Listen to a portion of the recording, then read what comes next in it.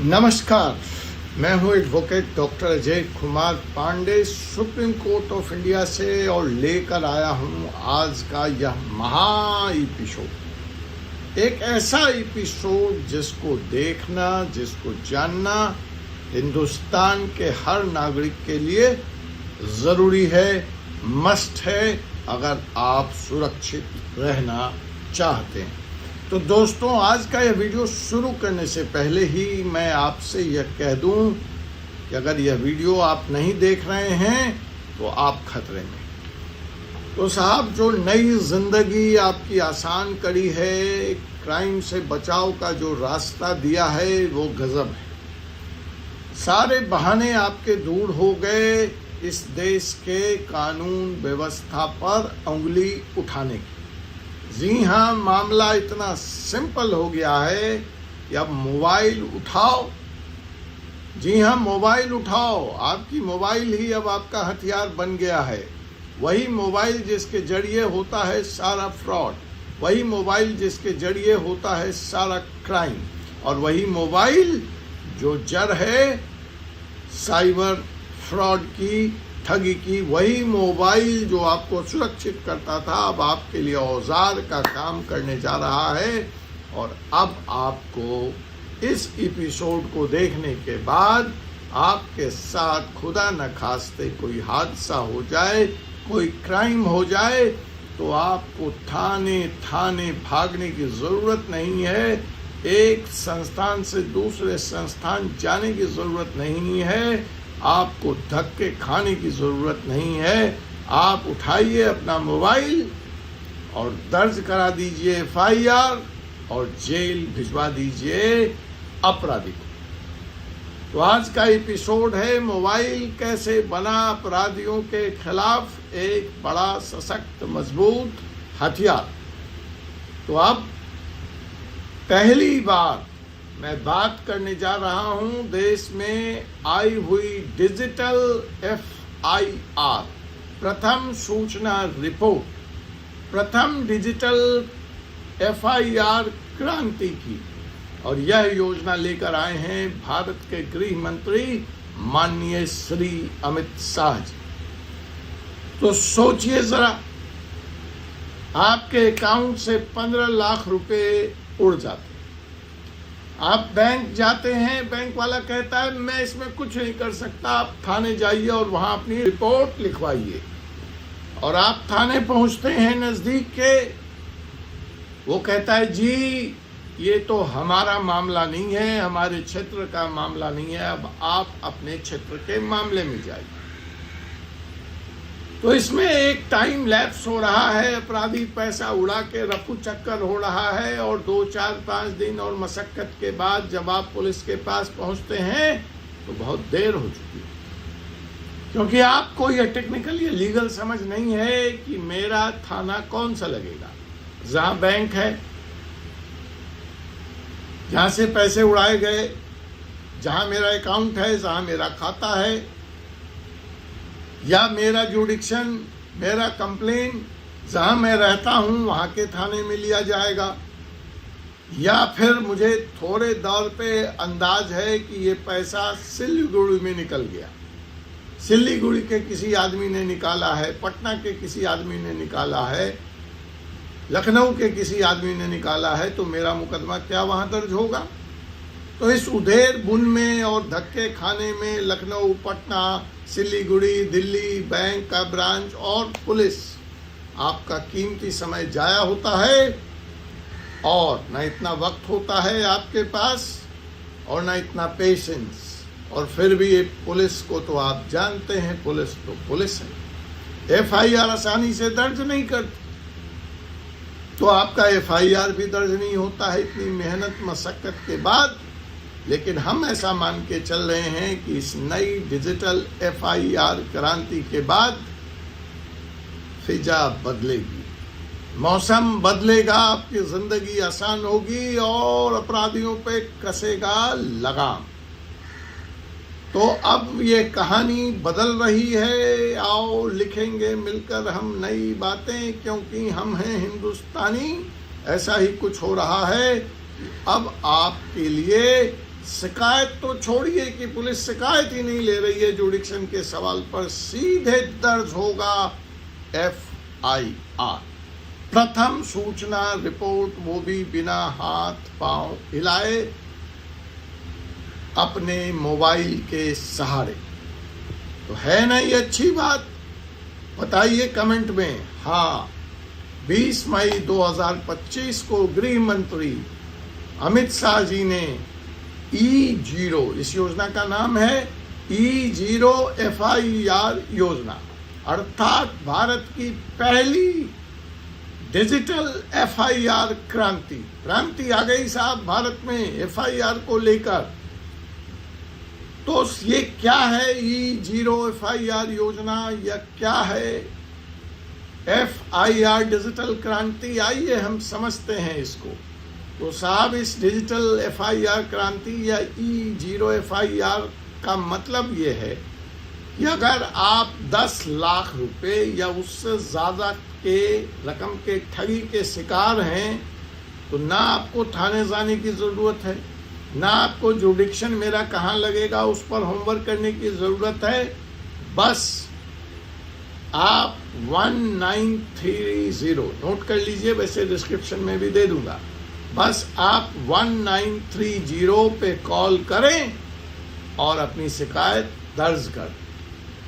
आप चाहें तो www.cybercrime.gov.in के माध्यम से भी जाकर आप शिकायत इस पोर्टल पे भी दर्ज कर सकते हैं। तो ये सीधे FIR दर्ज होगी दिल्ली साइबर पुलिस के साइबर थानों में। अब यहाँ जान लीजिए, दिल्ली के हर पुलिस जिलों में अलग से साइबर थाने साइबर अपराध के लिए बना दिए गए, ताकि आपको नॉर्मल लॉ एंड ऑर्डर और दूसरे क्राइम के साथ वाले थानों में जाकर मशक्कत न करनी पड़े, और वहाँ पे जो अफसर या जो पुलिस के लोग पदस्थ हैं, उनको साइबर क्राइम से डील करने की तकनीकी दक्षता नहीं होती है अक्सर। तो इसीलिए स्पेशलाइज्ड साइबर थाने, जहाँ पर स्पेशलाइज्ड ट्रेन पुलिस ऑफिसर्स हैं, दिल्ली में निर्मित किए गए। और अब इस सिस्टम में जैसे ही आपने 1930 पर कॉल किया या इस पोर्टल के माध्यम से शिकायत दर्ज करी, घटना का ब्यौरा दिया, सिस्टम खुद से खुद उसको FIR में कन्वर्ट करता है और इस तरह से बन जाता है आपका 0 FIR का डिजिटल वर्जन। है ना मजेदार बात? है ना जिंदगी आसान करने वाली बात? है ना? बोलिए, साइबर अपराधियों पर लगाम लगाने वाली बात। अब आइए जरा इसको और आगे चलते हैं इस योजना को लेकर और समझते हैं कि इस बारे में भारत का कानून क्या कहता है। तो 0 FIR का कॉन्सेप्ट कोई नया नहीं है। इसके बारे में सबसे पहले 2013 में क्रिमिनल लॉ में अमेंडमेंट लाकर सोचा गया, लेकिन शुरुआत में इसे महिलाओं के खिलाफ होने वाले अपराधों तक ही सीमित रखा गया था। लेकिन अब बहुत बड़ी बात है, अब बहुत बड़ी क्रांति है, क्योंकि जिस तरह से इस देश में साइबर फ्रॉड, साइबर क्राइम अपनी जड़ें फैला रहा है, वह आग बरसा रहा है, उसको देखते हुए अब महिलाओं के साथ जो अपराध हो रहा है या महिलाओं के खिलाफ जो अपराध हो रहा है, उसके अलावा साइबर फ्रॉड पे भी लागू किया जा रहा है, जिसमें जुडिक्शन की दीवारें टूट जा रही।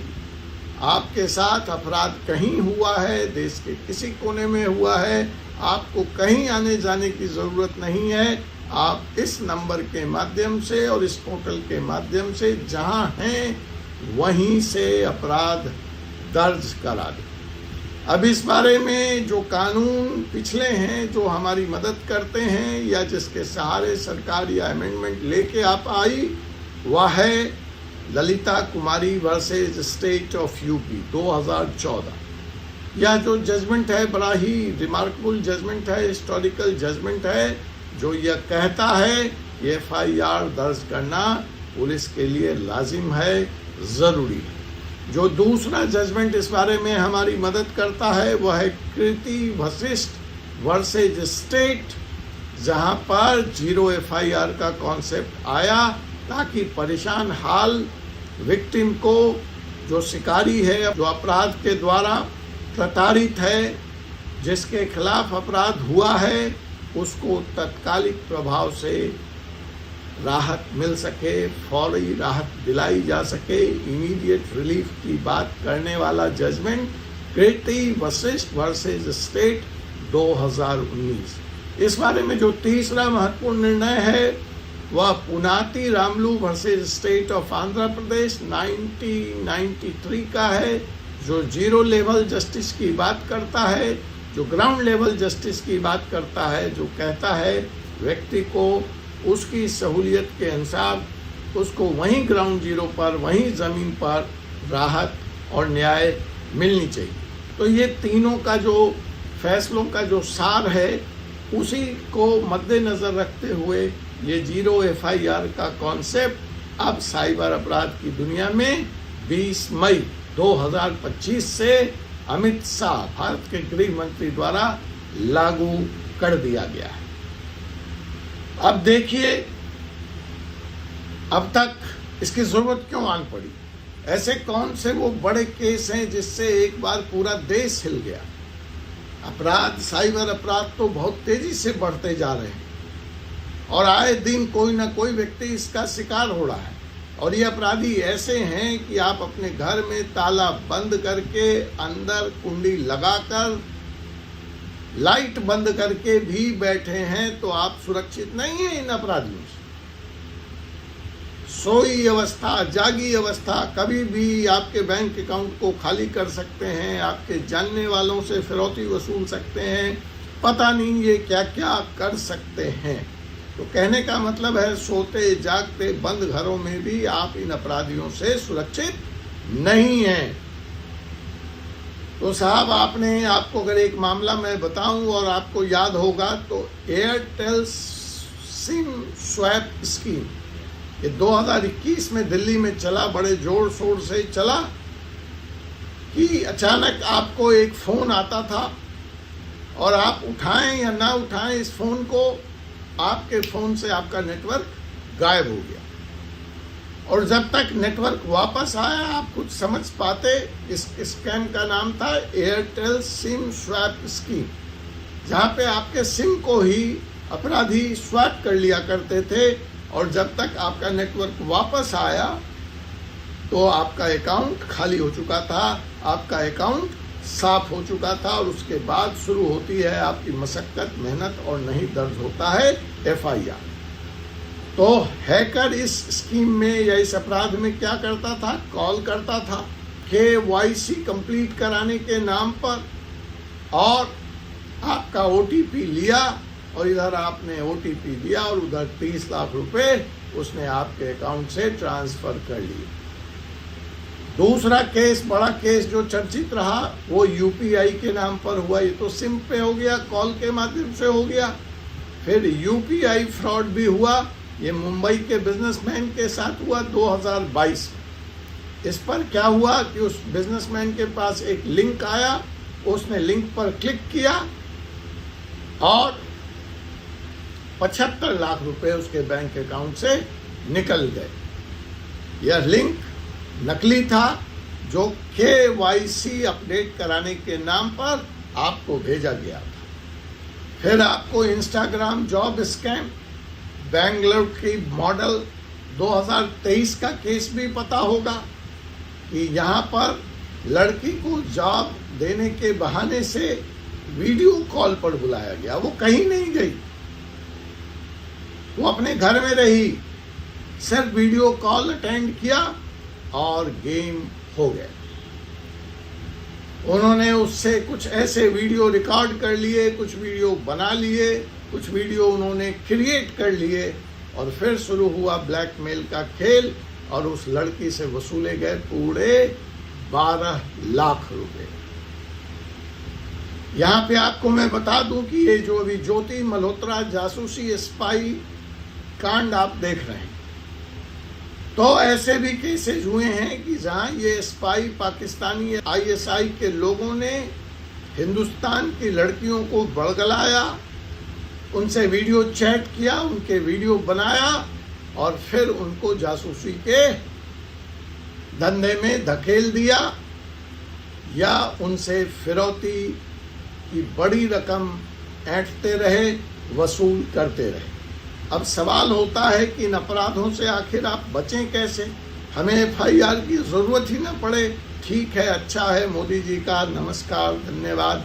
अमित शाह जी का भी धन्यवाद कि आप ऐसी क्रांति लेकर इस देश में आ रहे हैं, इसके लिए आपको साधुवाद है। लेकिन मसला तो ये है, कहते हैं ना, prevention is better than cure. सावधानी हटी, दुर्घटना घटी। तो हम अपराध होने ही न दें, इसके लिए हम किस तरह की सावधानी रख सकते हैं? तो पहला, किसी भी अनजान लिंक या SMS पर आप बिल्कुल क्लिक ना करें। कोई भी KYC या बैंक की जानकारी फोन पर भूल कर भी शेयर मत करिए। पब्लिक वाईफाई पे कभी भी बैंकिंग या UPI का इस्तेमाल बिल्कुल मत करिए।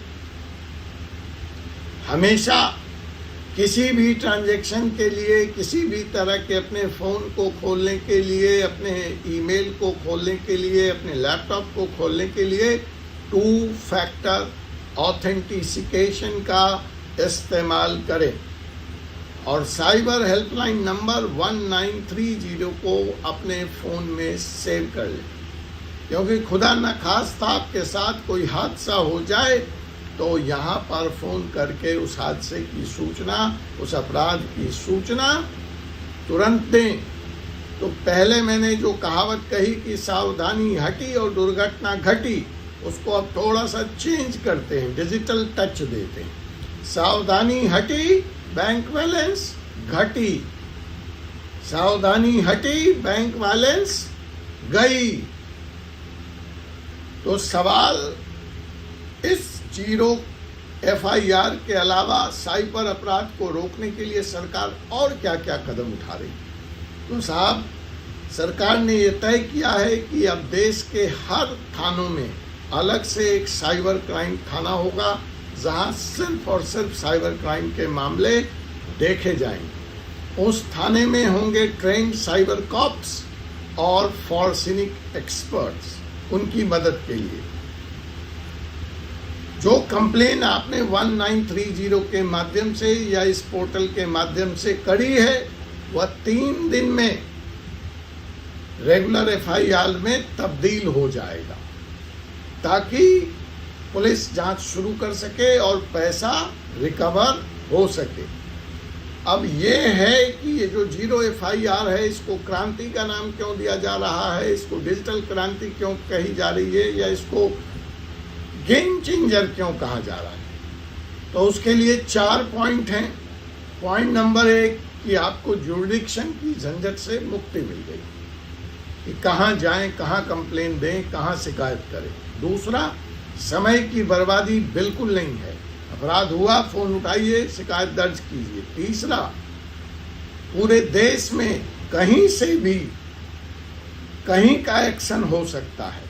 और चौथा, जब ये कंप्लेन रजिस्टर्ड हो गई और 3 दिन में जीरो FIR रेगुलर में तब्दील हो गई, तो पुलिस भी अकाउंटेबल हो गई। उसको समय से कोर्ट में जवाब देना ही पड़ेगा, उसको इस FIR को क्लोज करना ही पड़ेगा, चाहे अपराधी पकड़ में आए ना आए, जांच करनी ही पड़ेगी।